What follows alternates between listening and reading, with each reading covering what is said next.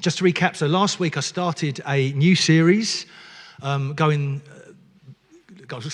through the book of Genesis. I'm not quite sure I'm going to go through the book of Genesis, not all of it maybe, but certainly hovering around and going through bits and bobs and exploring the book of Genesis.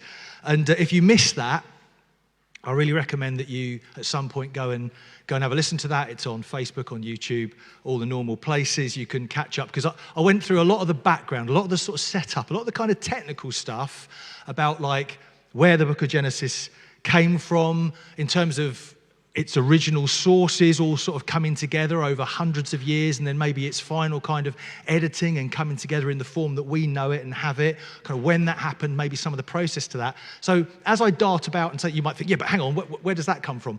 Go back, listen to last week's. Hopefully that will put a little bit more flesh on the bones. We talked about date, we talked about author, we talked about genre, and we talked most of all about purpose. Why?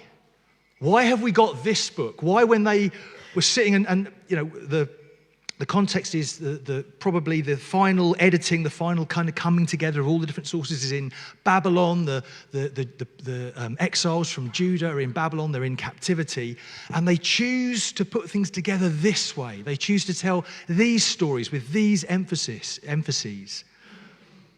And when I say story, story is not a kind of loaded term. Story, if I told you, story doesn't imply whether something is made up or mythical or historical.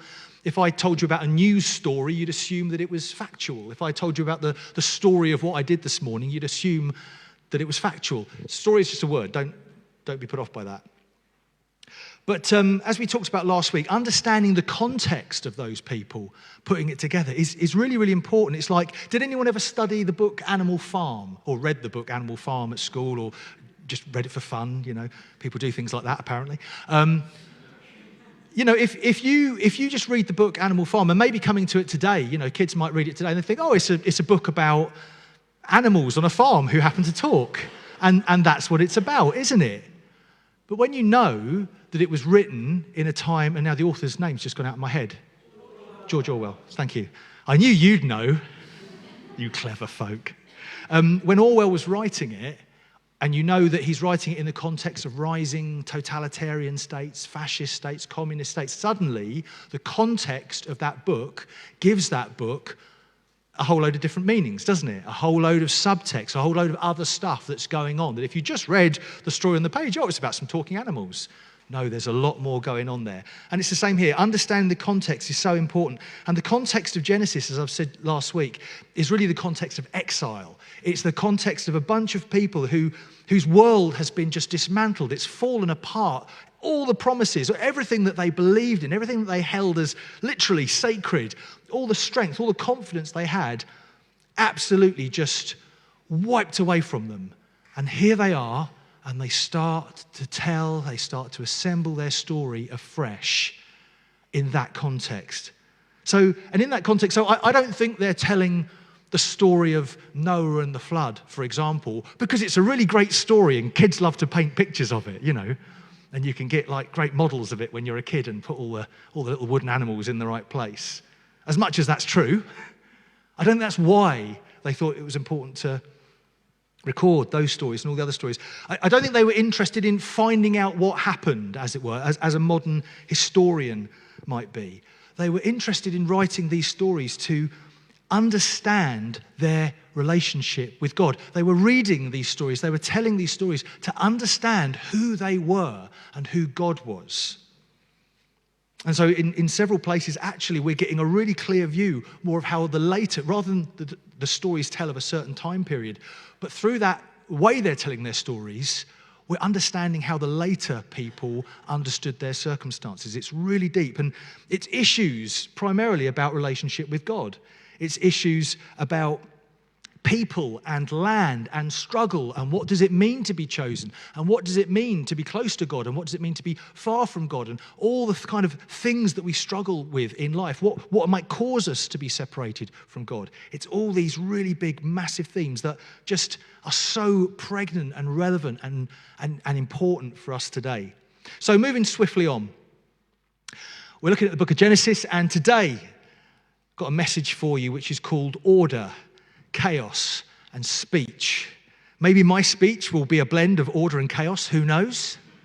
You can pick out which parts. And I'm just going to, literally today, we're going to be looking at 2 verses and 3 words.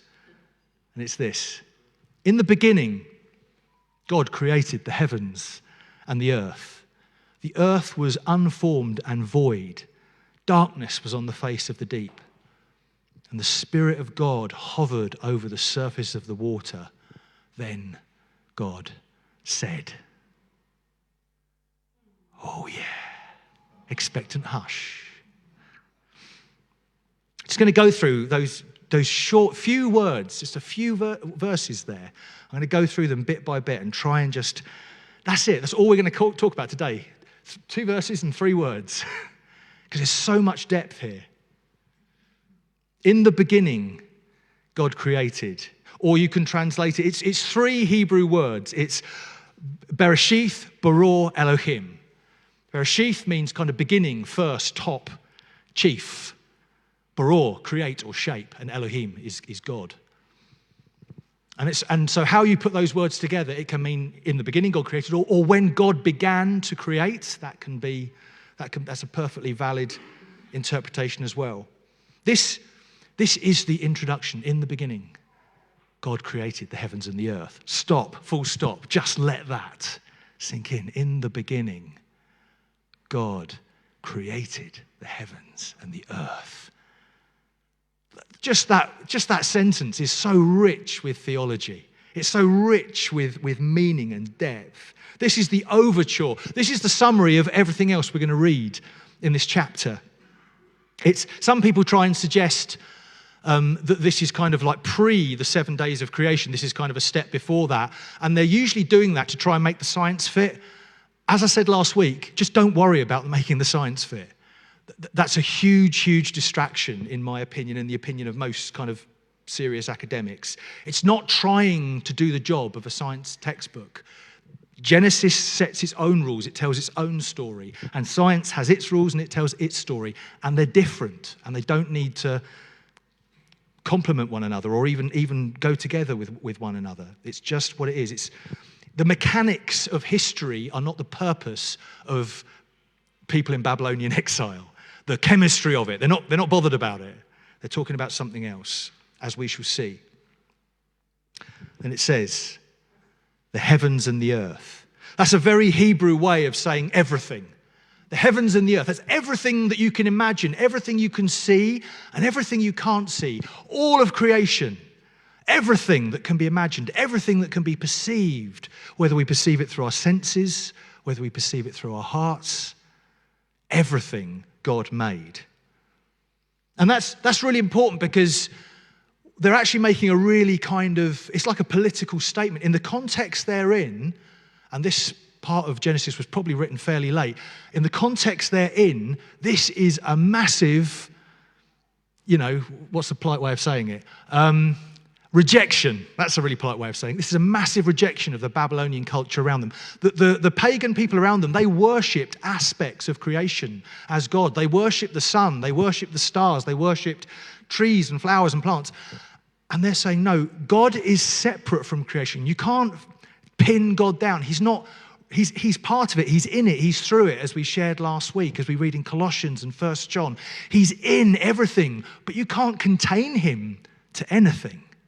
He's in everything, but you can't contain him to anything. He's beyond it. He's intimately in relationship with it, but separate from it. There is God and there is creation. And then it says, that's just a nice picture of God and creation. There you go. Beautiful. And then it says, unformed and void. And there are 2 words for that, unformed word.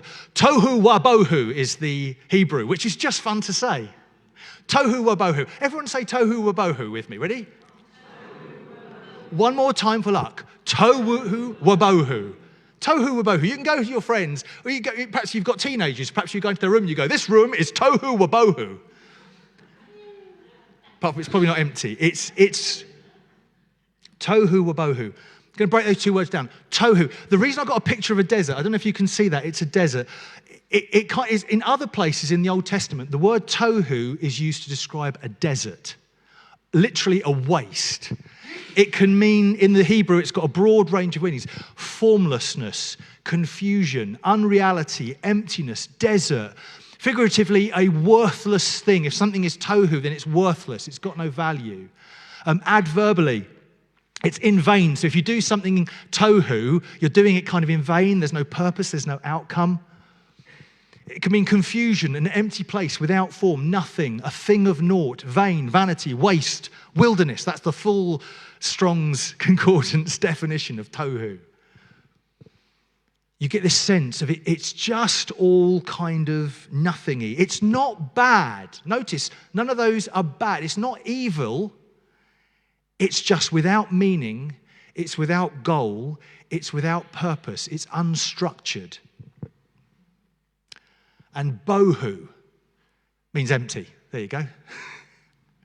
Bohu is just empty. So it's unstructured, it's meaningless, it's purposeless, and there's emptiness there. And as we shall see, as we go through the 7 days of creation, the 6 days of creation and the day of Sabbath, we'll see that all of that is a patterned response to this. Things are unstructured and they're empty. And then what God does is he creates structure on days 1, 2, 3. And on days 4, 5, 6, he fills those structures. Fill that, fill that, fill that. Structure and filling. And the purpose of it all, as I say, the focus is not on the mechanics or the chemistry of existing, like how things come to be. Are there big bangs? Are there molecules? It's just not interested in that. It's focused on the practical use of a thing. So that something goes from being useless, unstructured, to useful, structured, practical, for life, for flourishing. This is a book written for human beings, not scientists. Not that scientists can't be human beings, although maybe the jury's out, I don't know. Any scientists in the house? I don't know. Love science, love scientists. Great, beautiful thing. Even engineers kind of count as science. Where are you, Alan? They kind of count. And darkness was on or over, can mean eine, over the face of the deep. The idea of darkness, it reinforces this idea of lack of structure, of a sense of purposelessness. It's not simply that there isn't a light switch, like someone turn the light on. It's more that you can't see to do anything. You ever blundered around in the dark when you get a power cut or something, you're trying to find a torch? Of course, now we've all got phones, so it's easy to just whip out your phone, turn the torch on. Brilliant. The focus here, you can't see, therefore you can't do. That's what darkness is about.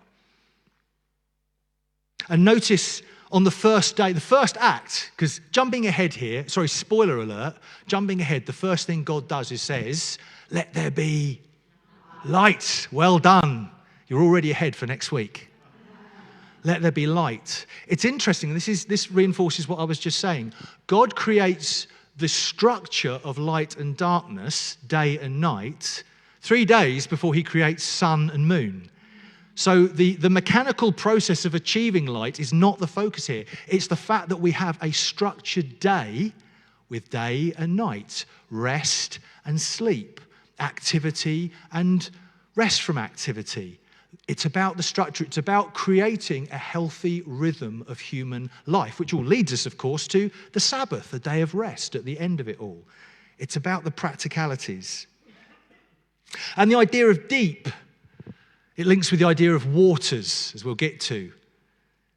And the deep and the waters in Hebrew consciousness, in fact, in a lot of ancient consciousness, the sea was a pretty tricky thing. It was a scary thing. It was a realm of kind of chaos and of lack of control. I mean, if you've ever been out on the sea or seen movies and pictures of the sea when it's stormy and rough, you can understand that. It's a realm of chaos and terror in some respects. The sea was always sort of like, kind of kept at slightly arm's length.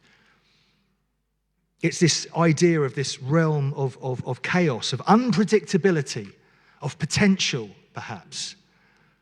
And the Spirit of God hovered over the surface of the water. I'm going to dip into the Hebrew now and again, just because some of you might be interested in that. So Spirit of God, Ruach Elohim. Ruach, like pneuma in Greek, it can mean spirit, it can mean breath, it can mean wind. It's this sense of life force. And so some of your Bibles might say a wind from God or a mighty wind, because Elohim can be translated mighty as well. So this idea of a wind from God came and was resting over the deep. But I don't think that's as good as the translations that say the Spirit of God.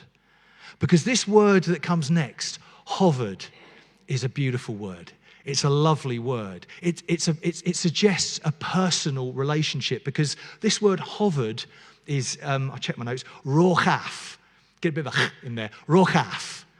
It means like, it literally makes, it conjures up the idea of a bird sitting on a nest. As we were sharing, someone was praying earlier, the idea of Jesus talks about gathering Jerusalem to himself, as a hen might gather its chicks, or in the Old Testament, the idea of the eagle looking after its little baby chicks. Is this very kind of maternal, beautiful image of a mother bird sitting on the nest. It means kind of brood, it means flutter, relax.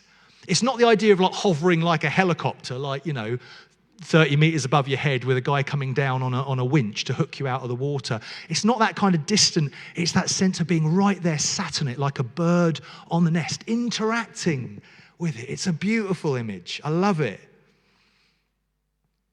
And God's interaction. I've got a picture of a chicken here. That doesn't come out very well. We'll go back to the moorhen. There we are. God's interaction with this deep, with this chaos, is how he creates. I'm going to say that again. God's interaction with the chaos, with the deep, is how he creates. Notice it's an intimate, nurturing interaction. God doesn't hate the deep. God doesn't destroy the deep. He doesn't force or rip or tear. He doesn't kill the deep. In the Babylonian creation myth, I think it was Gilgamesh killed this dragon, Tiamat, and then from the body of Tiamat made creation. It's a violent image. It's a hateful image. And the Hebrews are saying, no, God is fluttering like a loving mother bird brooding on the nest of creation. Fluttering, brooding, relaxing. It's a really powerful idea, this idea of order meeting chaos. It's an idea that was massive in the ancient world, and it's really worth us unpacking, because I think this is something really, really useful for us, even in 2023, whatever. I was about to say 2021, do my year slip thing. In 2023. Think about this idea, order meets chaos. It's not, and notice this is really important, it's not good and evil. Those two are crossed out. Order and chaos is not different ways of saying good and evil. The realm of the deep, the realm of chaos, is the realm of potential. It's the realm of possibility. It's the realm of innovation. Anything can happen. It's all there. Think of coming home and emptying, or maybe not your home, because I'm sure your home is highly ordered, but imagine like a table and someone just coming and emptying bags of shopping all over the table. And it's there and it's spilling on the floor, and you've got, tins of beans, you've got breads. You can tell my kind of menu options are limited. You've got pot noodle, you've got kettle. I'm actually a very good cook, aren't I, darling? Thank you, darling. I say very good, as I say. Humility is one of my many fine qualities. Imagine that all over the floor. It's potential. But then order comes along. A skillful chef with the right tools and equipment then turns that into a meal, into something amazing. Or think about a patch of land just growing wild. You've got the soil, and whatever's growing is growing. There's some weeds, there's some stuff that's just blown there, whatever birds have dropped and what have you. The potential is there. A gardener can come in, and with a lot of hard work, believe me, I know, with a lot of hard work and the right seeds and the right influence, that can become a garden. The potential, although it looks like chaos now, the potential is there. What comes in is structure, guidance, planning, work, shaping. When God shaped the creation, when he took, we can get into like philosophical ideas like creation ex nihilo or creation from, and it's like, that's just, yeah, okay, whatever. I don't think the text is interested in that. It's interested in how God shapes, how God interacts, how God works with his creation, how he loves his creation. And I think this pattern of order and chaos, we see it all over the place. We see it in our own brains. You know, our brains have a left hemisphere and a right hemisphere. It's a bit more complicated than that. But there are, you know, you ever talk about right brain people and left brain people? Engineers are very much left brain people. I'm picking on Alan today. Artists, creative types, more right brain people. The hemispheres of our brain have this mix between the side that kind of keeps things together, or politically. You know, we can think about like the right wing of politics is generally to do with kind of preservation, and it's to do with prudence and being careful. And if politics is left wing, it tends to be more about reform and innovation and trying new things. And of course, wisdom looks for a balance between all of that. If you have too much chaos, you know, if the shopping just remains strewn across the floor, you're going to trip over those tins of beans. You know, you're going to step on that pot noodle and it'll be ruined. All those healthy nutrients will be lost. This sermon is sponsored by the people who make, no, who makes pot noodle? I don't know. You know, if we have too much chaos, and we see it in politics, don't we? If there's too much chaos, everything just falls apart. There's no services, there's no law and order. You know, there's just crazy riots. You know, it all falls to pieces. But equally, if we have too much order, you know, if you've ever tried to interact with a big government bureaucracy where too much order has been added to too much order, and they've added more order because someone's probably getting a job out of it, and you end up with this kind of calcified, stultifying, rigid system where nothing can happen, where there can't be any new innovation. Well, couldn't we just move that there and move that here? No. You'd need form paragraph C, section 3, and then you need form 28B, and then you'd need form 123C, and you know what it's like. Too much order, too much chaos, both bad. But that wise interaction between the two is where we actually see healthiness, flourishing, and creation, good creation. It's worth saying God doesn't destroy the deep. He doesn't destroy the chaotic potential. He doesn't crush all of that innovative possibility. He works with it. He hatches something from it. He guides this kind of soup of possibility into useful shapes and boundaries and categories to make life healthy and productive and balanced, as we'll see. You know, there's one theologian who links the idea of how the Spirit broods with the way that in Exodus we read when they're building the tabernacle, and certain skilled craftsmen like Bezalel, I think it is inspired. He's filled with the Spirit in order to do his creative work. And I love that connection between how God inspires us with his Holy Spirit to build things, to make, you know, to create in his name. And in the same way that God's Spirit is actually working directly with creation. How is he doing it? How is God going to guide this creation? How is God going to plan and structure and create and make and innovate and do all these things? How is he going to do it?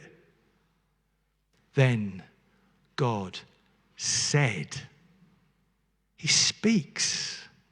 And we're so used to this. We go, yeah, and then God said this, and then God said that. And this is what I said last week. I want you to approach Genesis with fresh eyes, like a baby, like you've never encountered it before. Because this is amazing. This is weird. This is different. This is not what anyone would have been expecting. Speech. God talks. He doesn't think it into being. He doesn't kill it into being. He doesn't hack it. He doesn't even form it with hands like a potter and clay. He doesn't nail it together. He speaks. It's verbal. It's a word. In the beginning was the Word. And the Word was God. And the Word was with God. This is central. This is crucial. He speaks. Think of it, the difference. This is really important. You can think something in your head. You might be thinking stuff in your head right now. I shudder to think what you'll be thinking. And if you were really rude, you might shout it out at me. Shut up, get off, sit down. That's the difference, isn't it? Stuff that stays up here stays up here. Stuff that comes out here changes the world, changes relationships. Speech is the public manifestation of thought, if you like. It's bringing those thoughts into the world where they can actually do something. And the minute we speak, well, unless you're speaking to yourself, which is a totally different subject, we're not going to get into that. The minute you speak in normal circumstances, what happens? Other people get involved. There are consequences. There is reaction. Even if, like today, I've got the mic, you haven't got the mic, and I'm up the front here, so I might be the one who most of the speaking rests upon. But the very fact you're here changes me. There's an interaction. If you start yawning, I think, okay, you're bored, I better start wrapping it up. If you start scowling, if you scowl and fold your arms, there's a reaction, there's communication going on all the time. Speech happens in discourse, it happens in dialogue. Even if only one person is speaking, there's still a conversation going on. Think about that, that's massive. God is having a conversation with creation. God is dialoguing with creation. Otherwise, he could just think. Otherwise, he could hack it together or shape it with his hands. When we speak, it's subject to criticism. It's subject to cooperation. It's subject to mutual shaping. Speaking implies and requires relationship. And what did I say this book is all about? Relationship. Then God said, it's all about relationship. It's about dialogue. It's about shaping together. And that might be different than what we're expecting, because we have a very strange relationship with the idea of power. Can you see that? It's a big hammer hovering over an egg in an egg cup. And this, I suggest to you, is when I use a word like power, this is probably what springs to mind. We tend to impose our ideas of what power means, P-O-W-E-R. What does that mean? It means the power to have a big hammer over something very much more fragile. It's the power to dominate. It's the power to enforce. It's the empower, or we might, almost like a magician, might conjure something from the air. I want light, boom, there's light. I want animals, boom, there's an animal. I want a hedgehog, there's a hedgehog. Woof, like a superhero, like I can't think of a superhero that can just magic things into being. But we think of magic. We think of wizardry, Harry Potter type of stuff. But that's power, isn't it? You can just make what you want. You can just crush what you want. You've got the power. I've got the power. Sorry, 90s child. Couldn't help it. But all the way through Scripture, although we see that God has that kind of majesty, it's very rarely the way that he interacts with his creation. The power of God, I want to say, is very different to these human notions of power. And this is really important for us, I think, pastorally. Think of the questions that we have. Why is the world this way? Why did that happen? Why didn't God do X? Fill in the blank. Is it just me? We all have these questions, right? I know that you have. We all have these questions. And very often our wrestling with that is because we're assuming that God is the kind of God we just described. That he's all about just magicking things. He's all about hitting things with big hammers. I want to suggest to you that that's not the God that we discover in the first chapter of Genesis. It's not the God that we discover on the cross, is it? The God we discover in Jesus is the God who says, you want to insult me? Insult me. You want to strike me? Strike me. You want to humiliate me? Humiliate me. You want to torture me? Torture me. Not seeing a whole lot of magical conjuring or a whole lot of like Iron Man kind of superhero stuff happening. You want to kill me. You want to nail me on a cross. Nail me on a cross, and I'll die forgiving the people that did this. Now, was that the weakest act in history, or was that the most powerful act in history? It's in this that we see who God is, from the first chapter of Genesis and all the way through Scripture. We tend to assume that power is all about closeness, smothering, control. If someone's got power over me, they're close, they're smothering, they're control. Or it's the opposite. It's like, well, that's going, that's happening. There's distance, there's autonomy. Just get on and do it. And that's kind of our modern, kind of secular idea of how all of this hangs together. I want to quote from one of my favorite theologians. But our text is clear about the kind of power which can genuinely create. And I've underlined that. This is the kind of power that genuinely can create. The other sort of power that I just described creates nothing. Anyone who's ever been in relationship with someone bullying and domineering and violent and aggressive and coercive will know this. Am I right? There's nothing created there. There's nothing made. There's nothing beautiful. Genuinely creative power. In contrast to the Babylonian gods and every other form of oppressive power, the news is that only God's gracious power can create. This is another kind of power, but no less lordly, no less kingly. This God speaks not of must be, but let be. Let there be. That invitation to creation to be all that it can. Therefore, life in all of its fullness is therefore possible. Walter Brueggemann, take a bow. Ah. Anyone heard of Walter Brueggemann? Thanks, Richard. This will not be the last time in this series that I'm quoting Walter Brueggemann. Absolute legend. God speaks. God speaks. There's a sense of dialogue. There's a sense of calling into being. Let there be. It's an Can you hear in the difference between there must be, let there be? There's a sense of invitation. There's a sense of dialogue of why don't we do this? Why don't we do that? Hey, let this happen. Let this. This is all that you can be. Can you hear that song? It's almost like God singing a song to creation. He's almost wooing creation. Like, come on. This is all that you are called to be. Become everything that you were called to be and made to be. There's a sense of genuine conversation in which the creation seems to be have a meaningful and genuine freedom. God has not created puppets. You are not puppets. This is not a machine that God works the levers of. He's created something that has real, meaningful independence and freedom.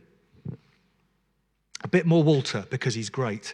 The creation has not been turned loose on its own. It has not been abandoned, nor has it been given free rein for its own inclinations. But the purposes of the Creator are not implemented in a coercive way, nor imposed as a tyrant might. Instead, the Creator loves and respects the creation. God respects the creation. The freedom of creation is taken seriously by the Creator. Therefore, his sovereign rule is expressed in terms, I love this, of faithfulness, patience, and anguish. God has anguish, and we'll see that again and again through the Bible. God does not create in the sense of a manufacturer. He does not make so that the object is simply there. Rather, he creates by speaking in ways that finally will be heard. His word has the authority of suffering compassion. The creation then is not an object built by a carpenter.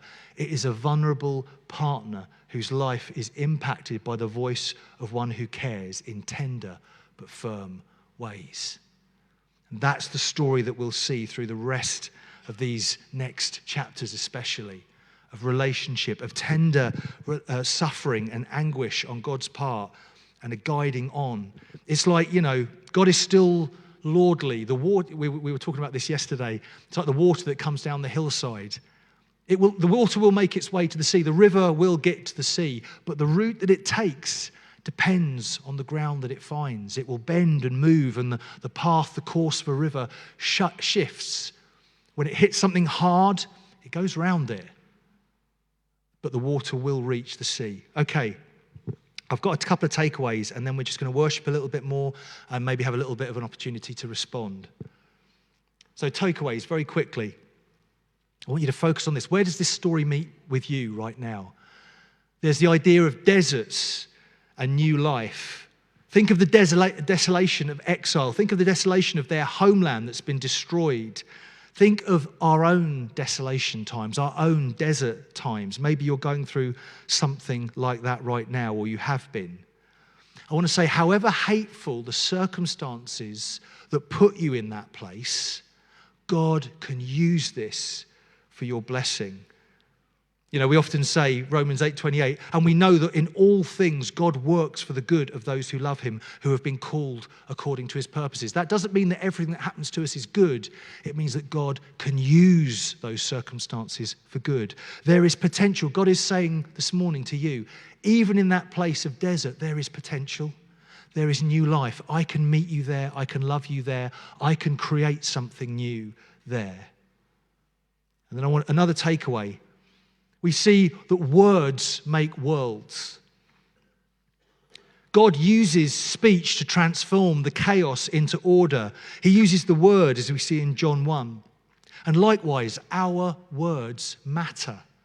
Speech matters. Words make worlds. Speak the truth. Don't lie. Be honest with yourselves and others. Otherwise, the worlds that we create with our speech are distorted worlds. They're not true worlds. And be careful of your speech. Use your words to make a better world. Many of you will know what it's like to have hateful and destructive words spoken over you. And if that's you this morning, I pray that through the Holy Spirit this morning, you'll receive a better word. And that new creation act will begin. There's this idea of potential, the call of the could be. You know, there's this idea of what is, and then there's this idea of what could be. If only we interacted with that potential properly. You know, if I said to you, you know, live up to your potential. Are you living up to your potential? Now, what is this potential thing? Could we capture it in a test tube? Could you find it in a laboratory? No, you couldn't. But everyone knows what I'm talking about. If I say, you're not really living up to your potential, are you? Or, you know, is there some potential in this idea that we could explore? You know exactly what I mean. If there's a sense that something has been holding you back, but you have this sense of more, then I want to pray this morning that God's Spirit will brood, will nestle over you like a mother hen, that you'll have that sense of intimacy and closeness. And from that place, you will hear God's word to structure that new thing, to call that new thing into being. And then there's always the question, God is speaking. God is speaking. God is calling to his creation. That includes you and me. Are we listening? Are we following? I'm going to hand over to Joe now, and